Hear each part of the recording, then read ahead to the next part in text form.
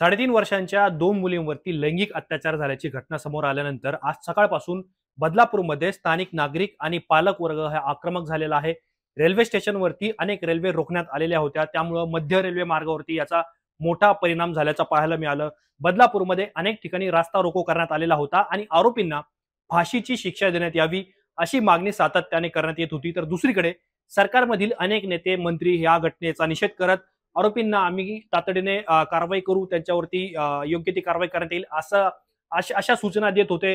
तर विरोधी पक्षांनी या घटनेवरती सरकारला जोरदार खडेबोल सुनावले, परंतु आता या सगळ्या 10 ते 12 तासांच्या राड्यानंतर आज अखेर संध्याकाळी 6 वाजता पोलिसांनी आंदोलकांवरती लाठीचार्ज केला आणि त्यानंतर आंदोलकांनी सुद्धा पोलिसांवर दगडफेक केला आणि एकूणच या प्रकरणामुळे बदलापूरमध्ये सकाळपासून ज्या अल्पवयीन मुलींवर अत्याचार करण्यात आले, ज्या शाळेमध्ये हा प्रकार घडलेला होता त्यावरून राजकीय वादंग पेटलेला आहे।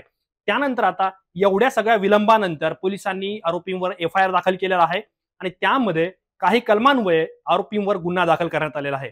आतापर्यंत पोलिसांनी ज्या 2 अल्पवयीन मुलींवर अत्याचार झाला त्यातल्या प्रमुख आरोपीला अटक केलेली आहे, त्याचा तपास सुद्धा सुरू करण्यात आलेला आहे। परंतु पोलिसांच्या एफआयआर मध्ये आणखी या गोष्टीचे खुलासे झालेले आहेत। ज्या पद्धतीने अल्पवयीन मुलीची जी आई आहे तिने जबाब नोंदवलेला होता आणि त्या जबाबामध्ये ही घटना कशी घडली, आदर्श जी शाळा आहे बदलापूरमध्ये त्या शाळेमध्ये नेमकं काय घडलं होतं आणि ज्या तक्रारदार महिलेची जी मुलगी आहे त्या महिलेच्या मुलीच्या वर्गातली आणखीन एक मुलगी जी सुद्धा अल्पवयीन आहे त्यांच्यासोबत आरोपीने कशा पद्धतीने कृत्य केलेलं होतं हे सगळं आता एफआयआर मधून समोर आलेलं आहे। या सगळ्या गोष्टींमध्ये आणखी काय माहिती समोर आली आपण हेच या व्हिडिओच्या माध्यमातून समजून घेणार आहोत। नमस्कार, मी आतिक आणि मुंबई तक मध्ये तुमचं स्वागत। अल्पवयीन मुलींवर अत्याचार बलात्कार केल्याची घटना समोर आल्यानंतर सुद्धा पोलिसांनी आरोपींवर कारवाई करण्यासाठी गुन्हा दाखल करण्यासाठी वेळ लावला। त्यामुळे सुद्धा नातेवाईकांचा असा आरोप करण्यात आलेला होता।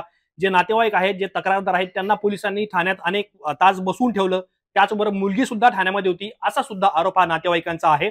परंतु आता पोलिसांनी अखेर जी एफआयआर दाखल केली त्यामध्ये भारतीय न्याय संहिता 65(2) नुसार गुन्हा दाखल करण्यात आलेला आहे। त्यामध्ये मुलींवर अत्याचार ज्या व्यक्तीने केले तर त्याला 20 वर्षांच्या कारावासाची तरतूद आहे। तुम्हाला सगळ्यांना माहिती आहे की यापूर्वी भारतामध्ये इंडियन पिनल कोड ही पद्धत अस्तित्वात आलेली होती, परंतु 2023 मध्ये केंद्रातील मोदी सरकारने यामध्ये बदल केला आणि भारतीय न्याय संहिता ही संपूर्ण देशामध्ये लागू करण्यात आली।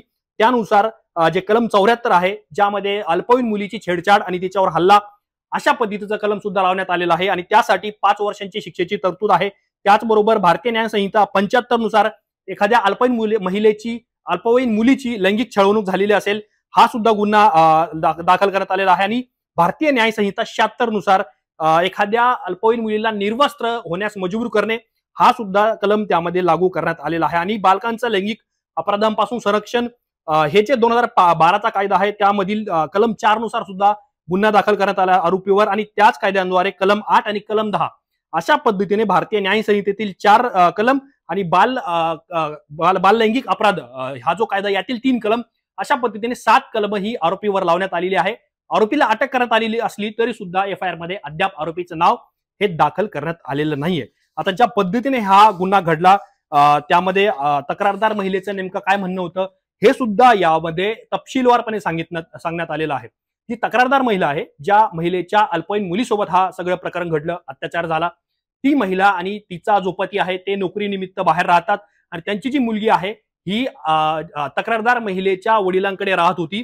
तिथे ती एका शाळेमध्ये, आदर्श शाळा जी सुरुवातीला माहिती समोर येते त्यामध्ये ती शिकत होती आणि त्यावेळेला तक्रारदार महिलेच्या वडिलांनी तिला फोन केला आणि तुम्ही लवकर बदलापूरमध्ये या अशी विनंती केली, पतीसोबत या अशी सुद्धा विनंती त्यांनी केलेली होती। आणि ज्या वेळेला हे दाम्पत्य आपल्या सासऱ्याच्या घरी गेले तिथे त्या मुलीसोबत जे काही घडलं ते ऐकल्यानंतर तक्रारदार महिलेला मोठा आश्चर्याचा धक्का बसला आणि त्यांनी शाळेमध्ये ते गेले। शाळेमध्ये ज्या मुलीवरती अत्याचार झालेला होता त्या मुलीच्या मैत्रिणीने सुद्धा तक्रारदार महिलेला सांगितलं की कुणीतरी दादा नावाचा व्यक्ती आहे, तो आमच्या प्रायव्हेट पार्टला टच करतो, आमचे कपडे काढून घेतो, आमचे कपडे आम्हाला पुन्हा देत नाहीत, परत देत नाहीत, अशा पद्धतीच्या ज्या तक्रारी आहेत त्या मुलींनी सांगितलेल्या होत्या। आणि त्यानंतर तक्रारदार महिलेने तातडीने पोलिसांमध्ये धाव घेतली, तक्रार करण्यास लेखी तक्रार दिली, परंतु पोलिसांनी तक्रार घेण्यास टाळाटाळ केली, सुरुवातीला तक्रार घेतली नाही असा आरोप हा अल्पवयीन मुलींच्या नातेवाईकांचा आहे।